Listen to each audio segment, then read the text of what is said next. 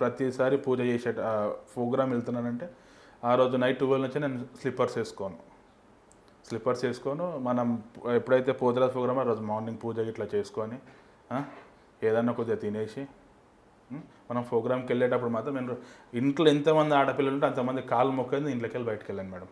Okay. దేవుడు ఉద్దేశం first మన అమ్మ నాన్న కంటే ఫస్ట్ వాళ్ళని ఆశీర్వాదం తీసుకున్న తర్వాతనే నాకు దేవుడు. వాళ్ళని తీసుకొని ఇంట్లోకి వెళ్ళేటప్పుడే ఫిక్స్ అయ్యి వస్తా, అమ్మ నేను వస్తే మళ్ళీ నీ దగ్గరికే, పోతే అమ్మ దగ్గరికి, నా గురించి బాధపడకూరు అని ఫిక్స్ అయితేనే ఈ ఫీల్డ్కి రారు మేడం. నువ్వు ఇంట్లో అమ్మని ఎంత నమ్ముతావు, ఈ అమ్మవారిని కూడా అంతనే నమ్మాలి మేడం. మీరు గెటప్ వేయడం స్టార్ట్ చేసిన తర్వాత మీ లైఫ్లో ఏమైనా చేంజెస్ జరిగినాయా? అంటే కొంతమందికి మంచి అవుతుంది, కొంతమందికి చెడు అవుతుంది అని చెప్పేసి మీరే అంటున్నారు మేడం.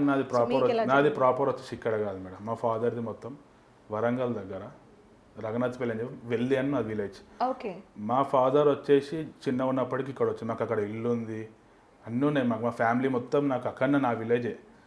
ఇక్కడ ఏంటంటే మా మా మమ్మీ వాళ్ళది, ఇక్కడ అమ్మమ్మ వాళ్ళది. మా మమ్మీ వాళ్ళు ముగ్గురు అక్క చెల్లి సిస్టర్స్. మా అమ్మమ్మ వాళ్ళ ఇల్లు ఇప్పుడు మేము ఉన్నది ఇక్కడ మా డాడీ ఎవరికి తెలియదు, ఇప్పటికి కూడా తెలియదు. మా డాడీ ఎక్స్పైర్ అయిపోయాడు. 12 ఇయర్స్ అవుతుంది మా డాడీ ఎక్స్పైర్ అయ్యి. 2012లో చనిపోయినాడు. ఇప్పుడు మా ఫాదర్ పేరు ఎవరు తెలియదు ఇక్కడ.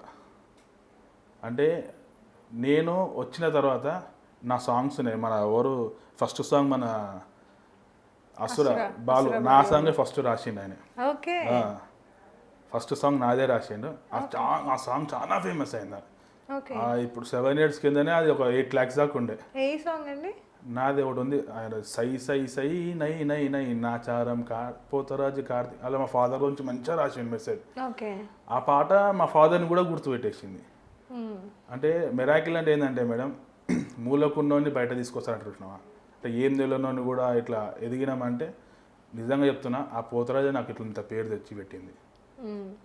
నా ఇంటి పేరుతో నువ్వు గుర్తుపట్టారు మేడం, పలానా పోతరాజు కార్తీక్ అంటే గుర్తుపడతారు. పోతరాజు కార్తీక్ నాచారం. నాచారం నాచారం అనేది కంపల్సరీ. కార్తీక్ అని కొడితే నార్మల్ గా రాదు, పోతరాజు కార్తీక్ అని, కార్తీక్ నాచారం అనేది. ఇప్పుడు మీరు నాచారంలో ఉంటారా ఏంటి? నాచారంలో ఉంటారు. సో అలా మీకు నాచారం అని వచ్చింది.